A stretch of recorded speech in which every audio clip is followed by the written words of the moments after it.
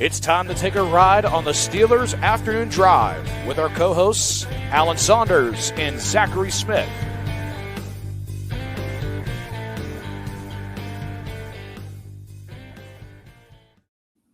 Get in the van. Let's take another afternoon drive. I'm Alan Saunders. That is not Zachary Smith. Jerome Bettis.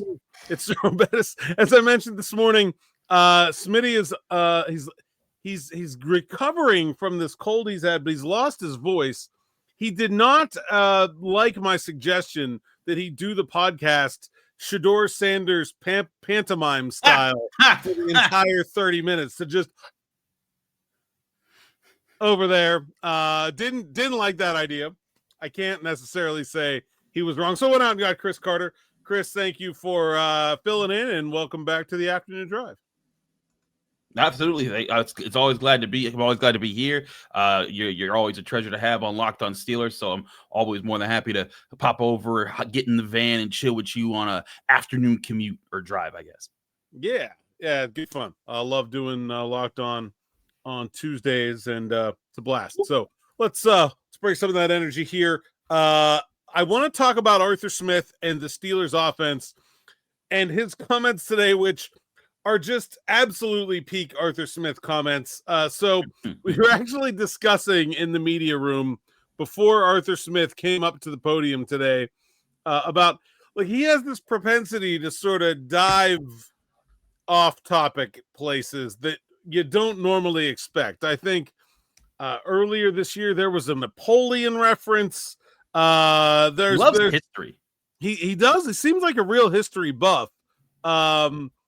And so there's been all these sort of tangents that get inserted into Arthur Smith's answers. And we were talking about the idea, somebody's going to, of course, ask the question. The Steelers in their last game used an extra offensive lineman 17 times, played Darnell Washington a season high. I believe it was 48 snaps. There was certainly a theme to what they were doing against the Minnesota Vikings on offense. We were talking about how this question was going to go and thinking of tangents that might relate to this.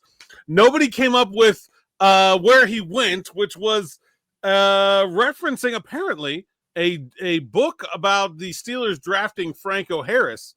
And in that book, a story was told that the Dan Rooney wanted to draft Franco Harris and was getting outvoted. And so he went to some other scouts and asked them about, apparently the other running back was smaller. And the quote that he got that he brought back to the Steelers was that apparently was the thing that pushed them over the top to drafting Franco Harris was, that was decided 2,000 years ago when Alexander the Great showed up on elephants. Bigger is better. And I'm like, how we got from, I understand where we were, but like an all-time masterclass Arthur Smith moment there in taking the conversation to places that we had no idea it would go. But bigger is better. So, I mean, that's basically what he said. We move the tackle over. We bring Darnell in. We bring Spencer Anderson in. We're putting 1,000 pounds of extra meat on the end of the offensive line and just bashing in the defense. And it worked. It worked really well against the Vikings. They averaged 6.7 yards a play with an extra offensive lineman in there. That'll do. But he also cautioned that this isn't necessarily something you can do every week. Chris, what do you make of this jumbo look Steelers offense? Can this be an identity for them? Can it be like a go-to for them? Or is this just a trick that will not work against everyone? I think it's a package that you can use in certain spots to counter different teams. Mike Tomlin talked about it, going up against big four-man fronts and being able to do that. And I think that especially when you look at how the Steelers operate in short spaces, you can see that the Steelers are winning a lot in short spaces.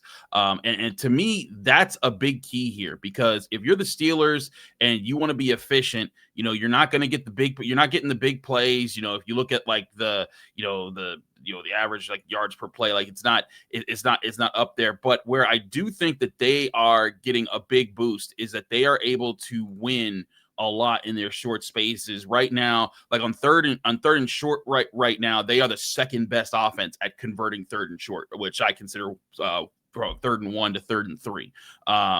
And if you look at that, that's pretty impressive. And I think sometimes it's that jumbo package. Sometimes it's Aaron Rodgers hitting a quick pass. But they have found a way to make that work. They're a very efficient short yardage team. I think that is something that you can use. I mean, it's not the tush push, but it's something that's different there. So I think it's good as a tool. But I also think that part of this offense's necessary journey to get to where they ultimately need it to be. This can't be the staple, the identity. I think what this does is it gives a couple more bodies, the Darnell Washingtons, the Spencer Andersons. It throws it in with the offensive line to give them a hand as they start to find their own footing. I think it's kind of like training wheels. And the idea is that, at least in my opinion, the way I see it, is that as the season goes along, these training wheels will still be there, but they'll be able to take the training wheels off on some plays and still get those yards as they get better. That is the goal. And you and I talked about this all off season. Bigger than Aaron Rodgers, bigger than anything else. They need this offensive line to coalesce and become at least an above average unit by the end of the season so that they can be on their way to becoming an elite unit in the coming years, because that's got to be a big part of the new nucleus that develops for the Steelers. So I think this could be a smart way for Arthur Smith to put on some training wheels on the offensive line, the wham blocks you're seeing from the tight ends, the extra blocker out there with Spencer Anderson, and they're fighting their rhythm and they're fighting their confidence. And then sometimes that can be the thing that propels you to becoming a better offensive line as a whole. Yeah, talked a lot about the wham concept on yesterday's Morning Rush. If you didn't check that out already, do so. I really like the point you brought up about their short yardage success. You know, this was a team that was pretty good at short yardage and in the red zone last year, but I felt like so much of the reason they were good was the athleticism of Justin Fields. There's the sheer size and strength at running back of Najee Harris. And they come into the season without those things. And I think it was a real open question as to if this team was going to be able to be successful in short yardage, and if so, what were the reasons that they were going to be able to do that? And I do agree that I think they found something with this heavy personnel. Actually, the first time we saw it wasn't in that Vikings game. It was in a 2-point conversion where they end up getting Darnell Washington matched up on a cornerback and take advantage of it that way. And so I definitely think this can be a part of their regular identity in short yardage situations, just because of how effective they've been with it. I also agree that it's not for every opponent. I think this week it probably is. Not only do you have the running game aspect of it, which is primarily what they're looking to do there, but I mean, the idea of putting Spencer Anderson and Darnell Washington out there to go help with Myles Garrett probably sounds really good if I'm Arthur Smith right now. And how often do you really want Aaron Rodgers taking 7-step drops against that guy anyway? Probably right. Never. So, I mean, I think for this week's very specifically, it seems like a good idea. I'm on board, though, that I don't think it's a permanent solution. Like, they can't do it over the course of a 17-game season as often as they did against the Vikings. And I think the big reason for that is, and we're already starting to see maybe not problems with this, but maybe hints of some problems with this, is when you as an offense overall, they're not good, right? I mean, they're average in points scored, but they're near the bottom in yards. They're near the bottom at time of possession. They're dead last in plays run. Like, they've not been a good offense. And when you're not a good offense, you don't get a lot of opportunities, last in plays run. And when you're spending a lot of time with an extra offensive lineman out there and Darnell Washington out there, your playmakers are not getting the ball. A lot of Steelers fans have been quite up in arms about the usage of Jonnu Smith and Pat Freiermuth against the Vikings. I talked about Jonnu Smith this morning, but I think it's pretty clear that those guys never getting the ball, even in a game where Calvin Austin gets hurt, not like DK Metcalf has statistically blown the doors off. I mean, I think he's doing fine, but I think if you try this over the course of a season, you're going to end up with some very upset skill position players. I think so too. I mean, it's another reason why like a lot of Steelers fans keep asking, should they trade for AJ Brown? You think AJ Brown's mad in Philadelphia? Wait till he comes to this offense. He won't be reading books. He'll be throwing books. Like he'll be watching movies. He'll be watching that new movie Him. That's just like on the sideline and on an iPad. Like that's just not gonna work. So, but I also think that this is part of what happens when you're in this kind of an offense, right? Like, this offense does not have, a fully, like the offensive line, like Aaron Rodgers is getting the ball out quickly with an intention to get the ball out quickly because they know that they don't want to leave him out to dry. And that's limiting what they can do in the passing game. And they're trying to find their rhythm in the run game. And as they're doing all these things and they're finding all these different ways to move the ball and to accomplish what they want to accomplish in the offense, it's you're going to there's going to be things that get lost along the way, and sometimes that's targets. It's another reason why I was like, hey, if when everyone was saying trade for a big name wide receiver, I'm like, you could say goodbye. If he did that, you could say goodbye to Calvin Austin because he just won't get targets in this offense when there's two wide receivers. I don't think this offense is big enough for three wide receivers in the same game to really have good targets throughout the board, because the tight ends are going to get targets, the running backs are going to get targets, DK Metcalf will get the targets. But I think it's part of what they're going through right now is that there's not enough footballs to go around to play that way. Yeah, I mean, I think long term the idea should be to get there. The idea should be to get to a point where you do have a dynamic enough offense that you can have these playmakers. I mean, go look at the best offenses in the NFL. Most of them are not spending, a significant portion of their day with 7 guys who weigh 300 pounds out there. Like it's not how they're going about it, for good reason. And so they need to get there eventually. They absolutely need to add to their wide receiver group, big picture, long term. I do wonder if this inability right now to get even the playmakers they have in Pat Freiermuth and Jonnu Smith significantly involved in the passing offense will cause Omar Khan to pause when it comes to pursuing a wide receiver at the trade deadline. I mean, I think AJ Brown is obviously a pipe dream, but there are realistic additions out there too. A guy like Jacoby Myers, for example, right? Like, seems like he could be made to be available. He certainly would be a fit in terms of what he could bring to the table. But if you're Omar Khan and you're looking at this thing, I have all this precious draft capital that I've been hoarding to try to be able to trade up for a quarterback in the 2026 draft.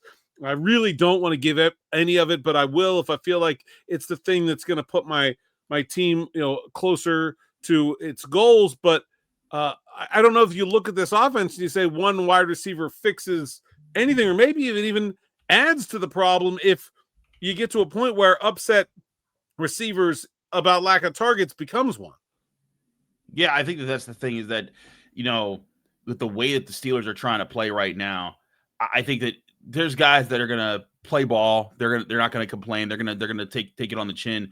But if you're Omar Khan, you do got to think about what's the best thing that you could do. I keep joking with people, like, and I guess you can't really do this anymore with the Dolphins because Tyreek Hill's out for the season. But with everyone who's like, go get Tyreek Hill, go get Tyreek Hill. I think it would be the funniest thing is if the Dolphins go on a fire sale. You don't go get Jalen Waddle. You go bring back Minkah Fitzpatrick. And I think that would do more for this team than a second wide receiver right now, just because they're not going to use them. Like, I just don't see, even if they went and got a guy like that, I think that for them to use him, the offensive line would have to skip a few weeks in their progress. Like you would need to jump to where I'd expect them to be in week 12 right now. And I don't think that's the best way to go about things. I also think that if the offensive line gets to that point, I think that Calvin Austin, Roman Wilson, and the rest of the tight ends, I think they'll be able to eat in this offense if Aaron Rodgers can sit back in the pocket comfortably and pick apart defenses and find their soft spots. So would it help to get another star receiver? Sure, but I just don't think that that's the best allocation of resources right now. I think the Steelers could get, and I say Minkah Fitzpatrick somewhat tongue-in-cheek, because I do think that if they brought him back, it would be huge. But and I just think that the Dolphins could be on their way out very, very soon, and they could be like, well, we traded that for nothing, so can we just get like a really get anything for this guy? But I think trying to find, for example, if more injuries happen to the cornerback room, maybe go get another vet cornerback off of somebody, because that keeps happening. They haven't been healthy for 1 week this season. But finding answers there that play more to the strength that they are right now, I think that would speak louder if Omar Khan was to make a trade. And I think that might be what he's looking at right now. Yeah, I think a move like maybe a Treylon Burks, where you're not giving up anything for the effort, Right. probably makes a little bit more sense. Where, hey, if this works out, great. If it doesn't, oh well.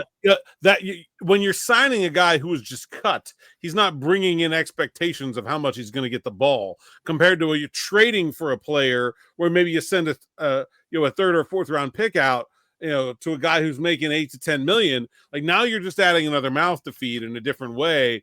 I think that might make more sense than trying to go make a big trade. And I do think there are things, when you look at the Steelers receivers group, that they're clearly missing. They don't have a traditional outside deep threat, especially not the way they've been using DK Metcalf. And that's been working. I don't think they should be forcing that with him, but someone else to take the top off the defense from the outside would be good. And none of these guys are really easy, natural separators that would be helpful as well. So, I mean, there's definitely things that they could get that would be helpful. I think this offense would have to show a lot of growth between now and the trade deadline, which is only a month away, to really justify that kind of investment at this point.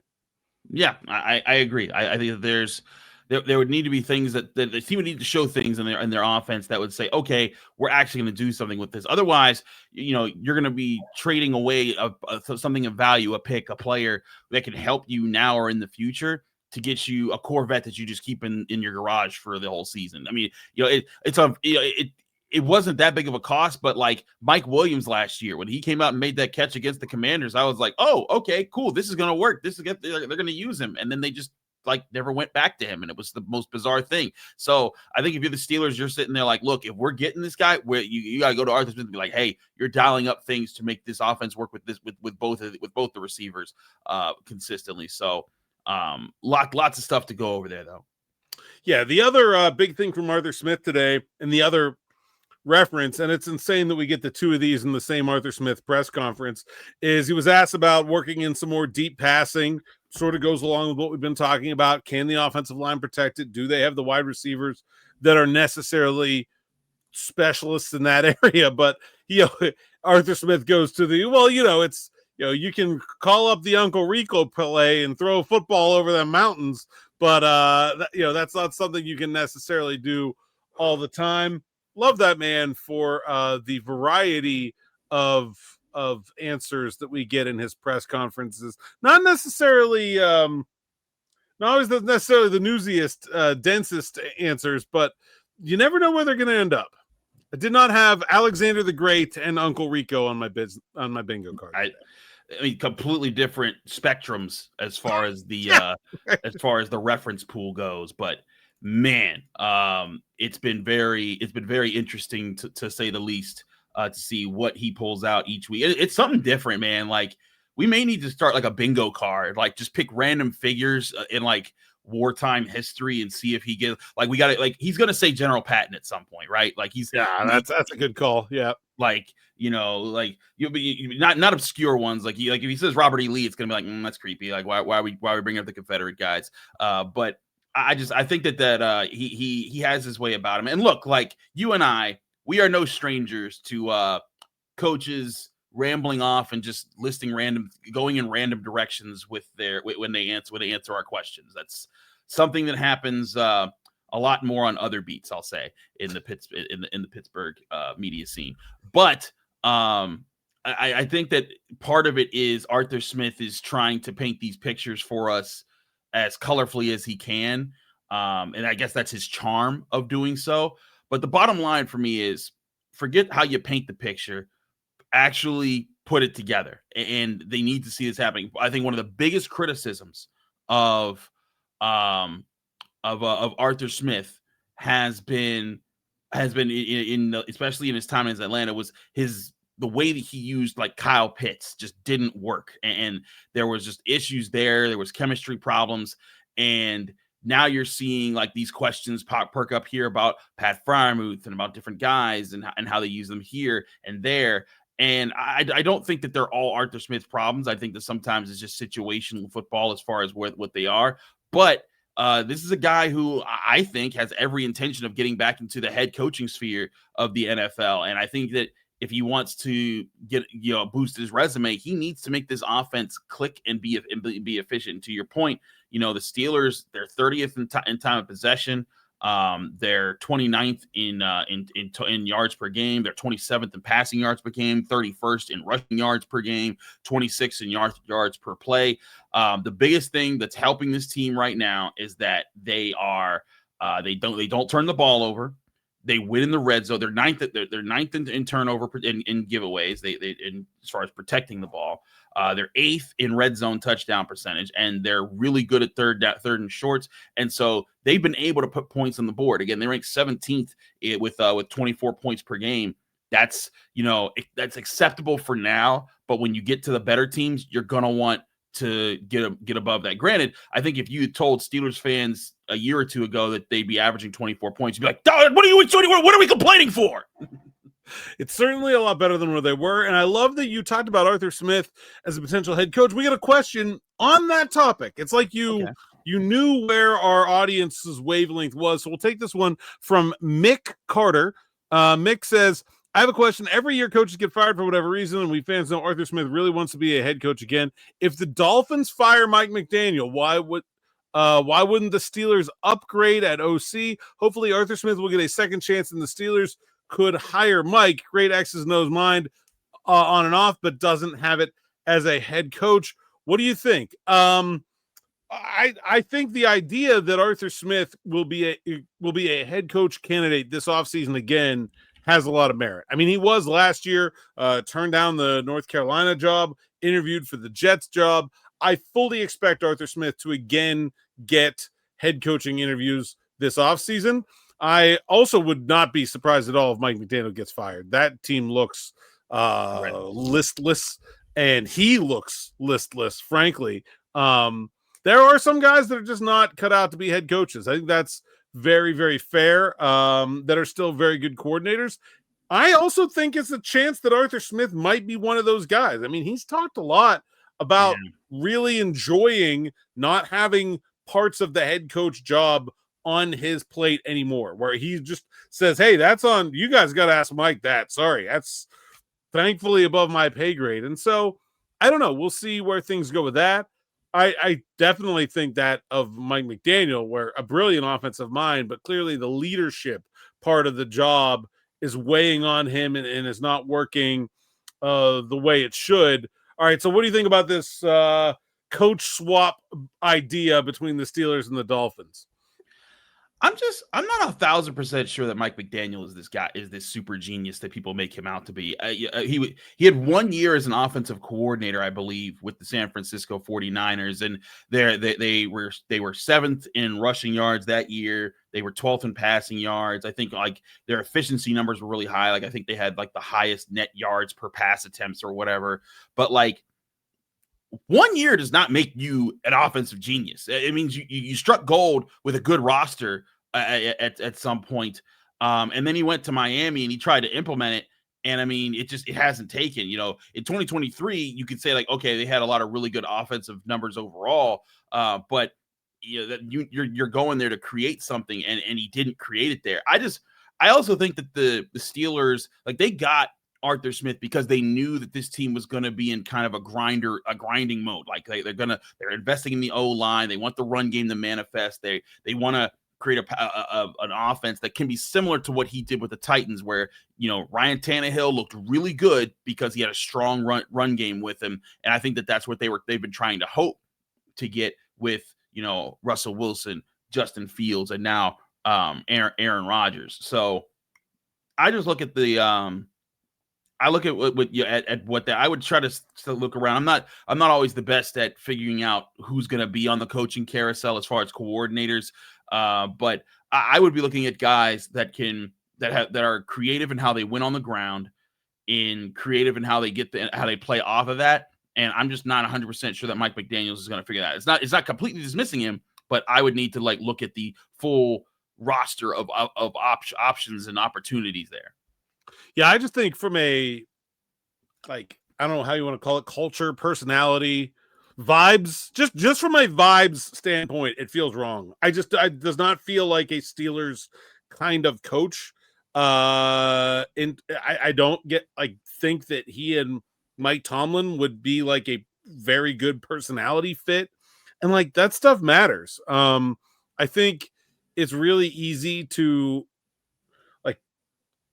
I feel like when good teams are good, people always talk about their culture, the Patriot way or whatever. And it's I think sometimes that stuff gets overblown, where I think a lot of teams have good culture and probably just don't have good players. And that's why that's why the, whatever, what's the Broncos way was never, whatever. Do I think Mike Shanahan didn't have a good culture? Sure he did. It was never a thing that got people got talked about, but Yeah. I definitely think bad culture is a thing, right? You see some teams just over and over again, it's why don't the pieces ever work? It's well, they don't fit together, right?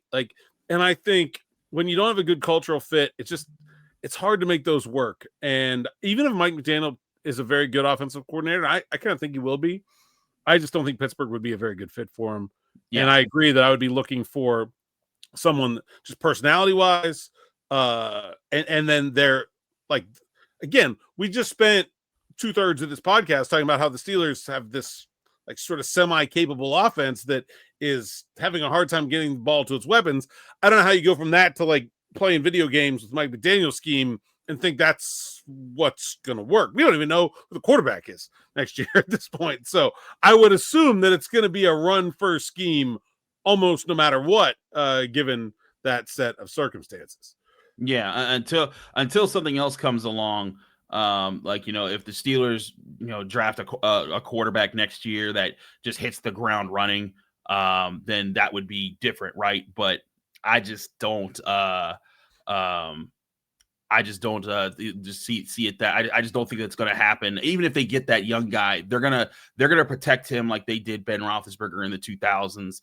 With a good, and that's why they got this O-line. That's why they're trying to assemble this and develop this. That's still the key part of this Steelers offense that they want to take over, even more so than the running backs themselves. They want to control the line of scrimmage again so that they can protect the quarterback, run the ball, and I think that would be huge.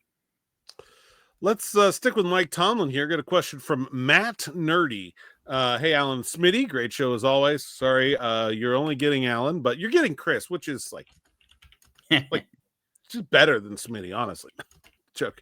But question: do you guys cover the possibility of Coach of the Year? Mike Tomlin and the Steelers have exceeded expectations. What would it take for Tomlin to be awarded? Famously, never won Coach of the Year. 12-5 and win the division get it done? That's an interesting topic that I really haven't heard brought up. Obviously, it's very early. We're just 5 weeks into the season, but I do think Coach of the Year is almost always actually just the coach who exceeds the expectations the most, not actually the best coach. And I mean, so far, I think the Steelers are certainly in that conversation. Look, I've always found the NFL Coach of the Year award to be fickle, or to just I just sometimes they give it to a guy and I'm just huh? That's the guy that gets the Coach of the Year, because when I go back and look at here's the list of guys that have gotten it. Kevin O'Connell, I think, deserved it last year, but Kevin Stefanski, he's got it twice. I mean, you get the Browns in the playoffs. That's good enough. That's Coach of the Year stuff right there. I'm sorry. If it's, I mean, I think when he did it with Flacco, that's impressive. I can get on board with that. And I mean, 11 win seasons are enough to get Coach of the Year. Okay, cool. Brian Dable, 9-7-1. Yeah. What are we doing here? What are we? Like, there's some of these awards that go out, and I'm just like, that's it. Like I agree with Mike Vrabel in 2021. Like the Vikings we got to 12 wins. They were doing some interesting things there. I think they certainly deserved it.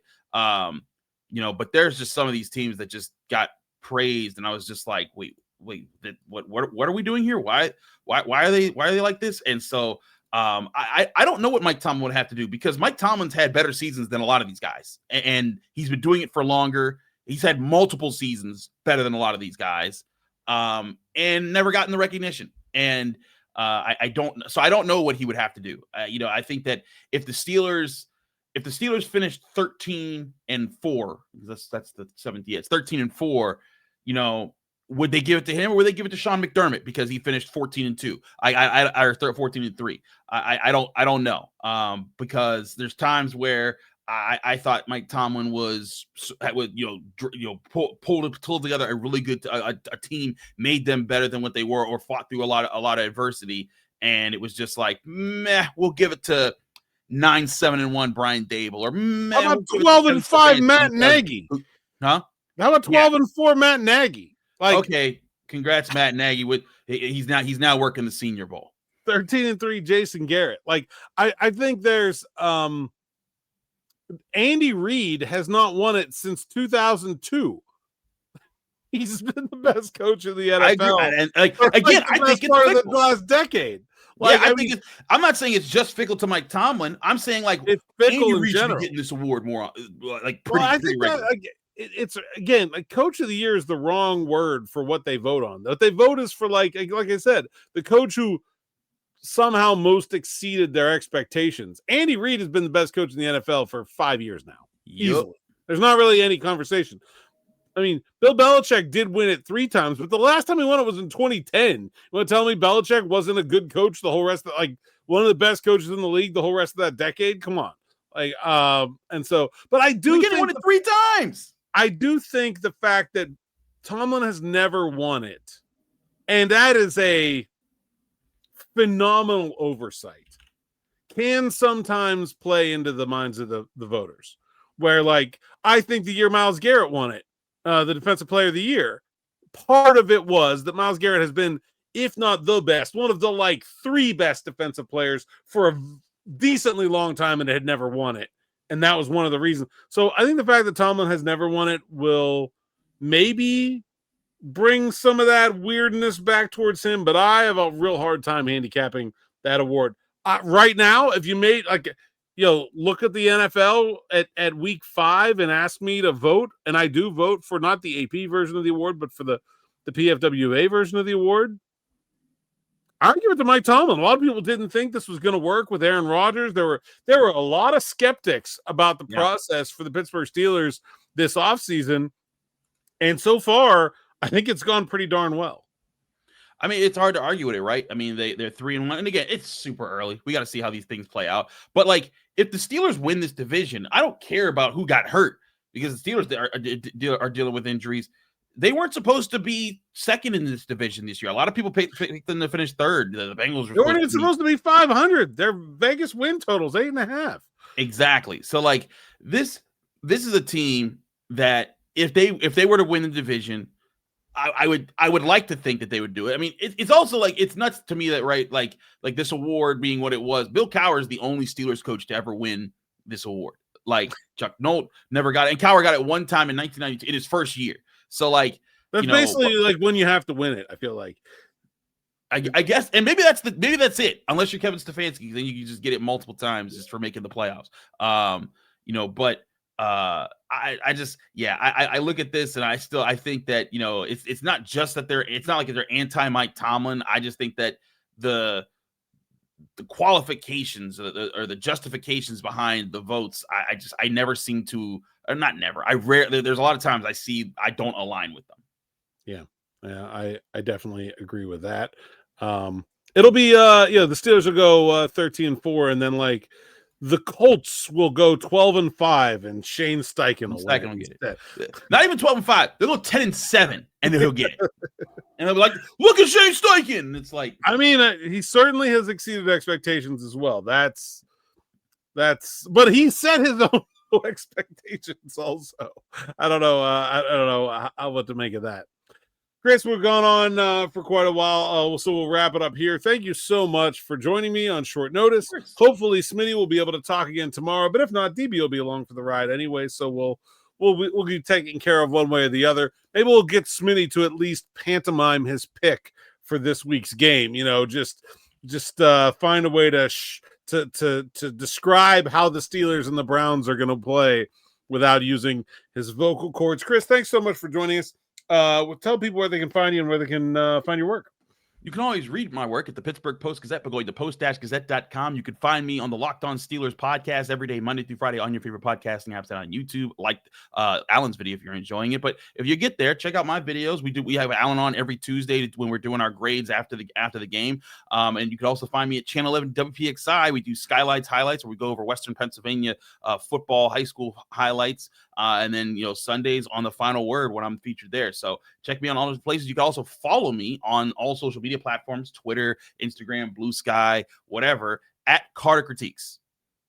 And you can find me at @Saunders_PGH on X, Instagram, TikTok, and Blue Sky. PGH Steelers Now is the site's account, SteelersNow.com. Go there, read the word so I can get paid. Sign up for SN Plus. You get no ads. You get all the best content from me, DB, Brennan, Howe, the rest of the Steelers Now team. And you also get access to our SN Plus subscribers only live stream, which is coming up again later this month. And anyone can subscribe, hit that bell for notifications here on the YouTube channel as we continue to try to grow this show, the rest of our show, to bigger and bigger audiences. We are at, and Chris mentioned at the start of the show, 16,800 and good old Jerome Bettis, 36. Not going to find a better way to close things out than that. If you're listening on an audio platform, you give us a 5-star review as well. Thanks for listening. Thanks for watching, and we'll see you next time for another Afternoon Drive.